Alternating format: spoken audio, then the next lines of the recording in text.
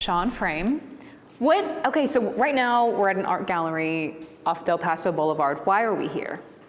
Look, this place is called the gallery We Are Sacramento, right? And to me, their idea about bringing the community in here, supporting the community, being about the community.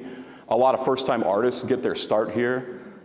Their whole message and idea really speaks to me. It's the same way I think about politics. It's the same way I think about running for this office.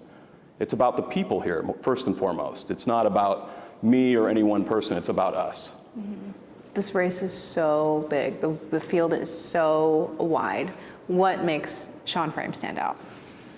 I'm a union progressive dad. I didn't aspire to politics in any way. I ended up going from being a volunteer at my son's school to being on the school board in a moment of crisis. I stepped up because the community needed somebody to step up.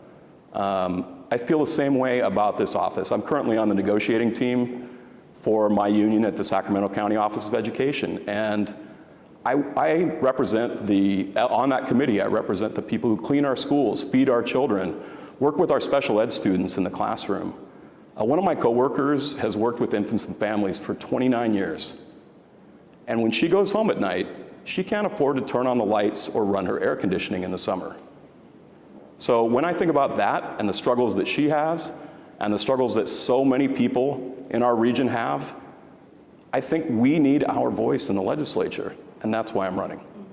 Would labor be a big focus for you, or something that you really try to throw your voice behind at the state capitol? Yeah, absolutely, of course. I mean, as somebody who's in labor, somebody who fundamentally believes that organized labor can deliver and create the middle class that we had for so long, absolutely. What other issues will you try to tackle as the representative of Sacramento in the State Assembly? Look, if I didn't say that housing was important, I would be not paying attention to what's going on. You can't go anywhere in this district without hearing that from whoever you talk to.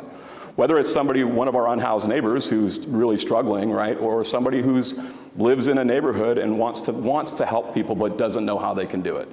So when we talk about housing, though, you have to talk about it from the broader context, which is there are roughly 10,000 unhoused folks here. That is an incredible number, and that is terrible, and we have to do something about it.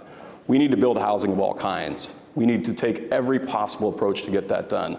But we also have to recognize that there are 3 times that many people who are currently vulnerable to being unhoused. That the month before somebody becomes unhoused, they're usually $300 to $500 short of their bills. That's not a lot of money. So if we're going to solve this problem, we have to look at the wider issue and see how all these things connect. So why am I talking about wages? Because that connects to housing. Well, the primary election, by the way, is coming up in March. The official nomination period in Sacramento County opens up next month.